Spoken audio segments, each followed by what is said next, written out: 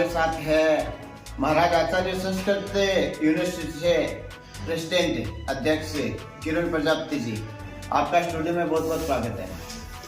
आज हम इनसे जानना चाहेंगे छात्र हितों के बारे में, छात्र राजनीति कैसे होती है, कैसे इनका एक्सपीरियंस रहता है और यही छात्र आगे जाके भविष्य में राजनीति में आते हैं। तो इनका एक जो ये दौर होता है उसी दौर के शुरुआत में ये हैं। तो हम इनसे आज जानना चाहेंगे कि आपकी छात्र राजनीति कैरियर की शुरुआत कैसे हुई।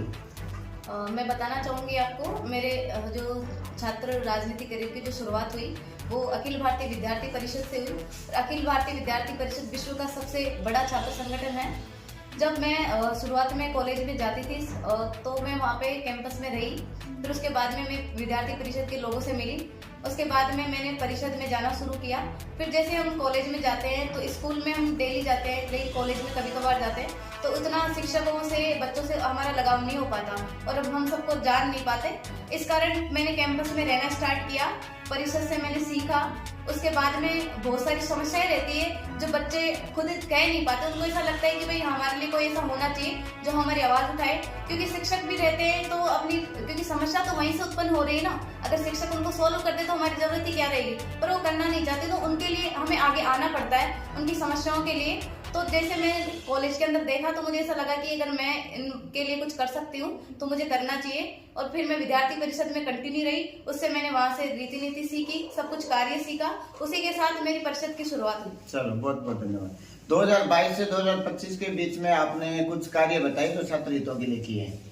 जी, हमने 2022 से, उससे पहले भी जब मैं इसकी शुरुआत कर रही थी तब से मैंने छात्र हितों में अनेक कार्य किए हैं। और उसके बाद भी, और जब से ये मैं छात्र संघ अध्यक्ष रही हूँ उसके बाद में कभी भी छात्रों को मेरी किसी भी प्रकार की आवश्यकता रही है, मैं उनके लिए सदैव खड़ी रही हूँ और आगे भी खड़ी रहूंगी। तो क्या आप छात्र हितों के लिए या जो भी जन हितों के लिए आपका भविष्य में राजनीति में आना पसंद करेंगे? अगर मुझे ऐसा लगा कि आवश्यकता है और मुझे आना चाहिए तो मैं जरूर आऊंगी।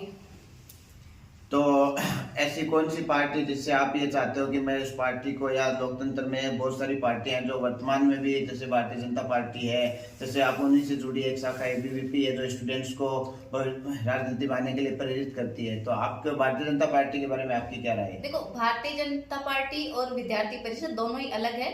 ये थोड़ा सबको ऐसा लगता है कि उसका पार्ट है, पर विद्यार्थी परिषद की स्थापना जो भारतीय जनता पार्टी उससे बहुत पहले हो चुकी थी। और एबीपी किसी भी प्रकार से किसी भी पार्टी का समर्थन नहीं करता है, वो सदैव छात्र हितों के लिए कार्य करता है। और रही बात मेरी पार्टी की आगे की भविष्य की बात, तो जो भी पार्टी देश के हित के लिए कार्य करेगी, हम युवाओं को आगे बढ़ाएगी, तो हम उसी पार्टी के लिए हमेशा सदैव तत्पर रहेंगे। तो आपके माध्यम से जानना चाहेंगे कि एनएसयूआई खुले मंच पे कांग्रेस को सपोर्ट करती है, एबीवीपी खुले मंच को भारतीय जनता पार्टी को सपोर्ट करती है। तो भारत की जनता की नजरों में एबीवीपी भारतीय जनता पार्टी से जुड़ी हुई है, एनएसयूआई कांग्रेस से जुड़ी है, ऐसा क्यों?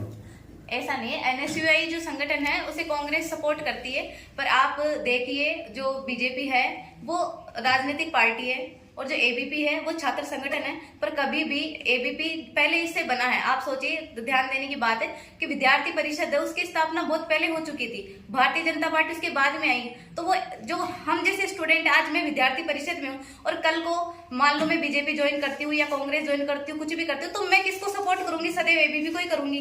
तो वही चल के लोगों को ऐसा लग रहा है कि भाई बीजेपी का कोई संगठन है, तो बीजेपी का संगठन एबीपी नहीं है। एबीपी खुद पहले से एक संगठन है।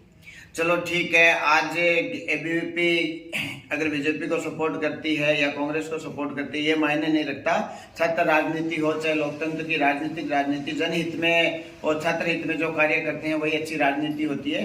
तो भविष्य में जो पिछले 3 साल से जो चुनाव बंद है और भविष्य में इसके बंद होने से और इसके लागू होने से क्या फायदे और क्या नुकसान है? देखो, इसका नुकसान, जो मैंने इतने साल में छात्र राजनीति में रही, मुझे इसका एक भी नुकसान नजर नहीं आता। बल्कि जब हम विश्वविद्यालय की बात करते हैं तो विश्वविद्यालय का मतलब ये होता है कि जो जितनी सारी विद्या है उनका केंद्र होना।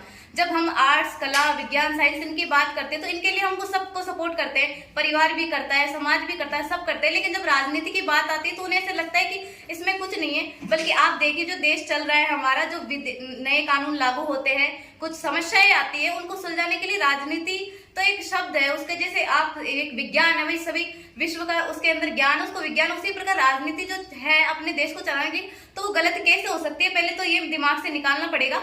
और रही बात जो छात्र संघ चुनाव है वो बंद होने की, तो बंद होने से बहुत नुकसान हो रहा है छात्रों को भी, क्योंकि जो छात्र है अब उनकी आवाज उठाने के लिए भी कोई कैंपस में नहीं रहा, क्योंकि हमारे जैसे जो छात्र नेता है, मेरे भाई लोग हैं अभी भी विश्वविद्यालयों में काम कर रहे हैं, तो उनकी जो शक्ति थी पहले कि भाई हाँ हम छात्र नेताओं की कुछ सुनी जाती थी, अब वो थोड़ा कम हो गई है, क्योंकि शिक्षक ध्यान नहीं देते, कोई प्रशासन ध्यान नहीं देता, क्योंकि उनको पता भी नहीं तो हम ऐसा नहीं करेंगे, तो इससे कमजोर तो नुकसान तो छात्रों को ही हो रहा है। और जब आप छात्रों को राजनीति में आने का मौका नहीं दोगे, किसी भी विषय को सीखने के लिए एक प्लेटफॉर्म की आवश्यकता होती है, जब वो राजनीति के लिए अगर वो कैंपस में उससे सीख रहा है तो वो कहीं और तो जाएगा नहीं, इसके लिए कोई और से डिपार्टमेंट तो बने हुए है नहीं। तो जब ये छात्र संगठन है, सभी छात्र संगठनों का मैं समर्थन कर रही हूँ, पर जो भी छात्र संगठन है उनसे ही तो राजनीति सीखेंगे, हम हमारे जैसे बच्चे सीखेंगे कल को, जब भी तो वो नेता बनेंगे। आप नेताओं में देख लीजिए जितने भी हैं छात्र नेता पिछले बने, वो आज देश की राजनीति संभाल रहे, तो इसमें गलत क्या चीज है, नुकसान तो हो ही रहा है छात्र संघ चुनाव बंद होने से। चलो बहुत बहुत बढ़िया। इनका कहना है कि लोकतंत्र की व्यवस्था चलाने के लिए और छात्र हितों के लिए इस व्यवस्था को कायम रखने के लिए चुनाव होने बहुत ज्यादा जरूरी है। अगर लोकतंत्र के चुनाव होते हैं जिससे राजनीति चलती है और वही राजनेता देश की व्यवस्था को संभालते हैं, वैसे ही छात्र नेता भी राजनीति करके छात्र हितों के लिए कार्य करते हैं और स्कूल परिसर के, विद्यार्थी परिसर, कॉलेज परिसर के लिए कार्य करते हैं। बहुत बहुत धन्यवाद, आप हमारे स्टूडियो में पधारे। जय हिंद, जय भारत।